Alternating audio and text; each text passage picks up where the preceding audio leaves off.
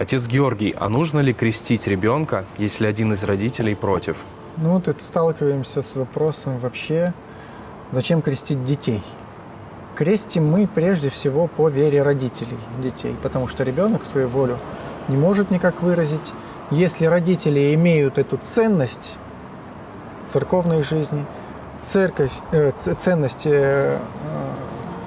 Христовой веры в своем сердце, то, конечно, они не могут скрывать от детей эту ценность, и они их крестят и воспитывают, естественно, в христианской вере, и дети имеют возможность приступать к церковным таинствам, главное из которых это таинство причащения. Если один из родителей против, наверное,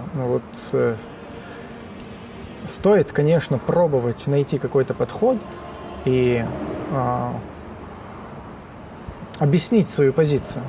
Мы ведь должны понимать, во что мы веруем и зачем нам вообще нужно это крещение. Важно самим быть христианами прежде всего. Но если вопрос стоит так, что прям категорически нет и все, ребенок вырастет, сам пусть определяется, наверное, стоит тогда подождать. Потому что мир в семье – это тоже та ценность, которая необходимо все-таки беречь, сохранять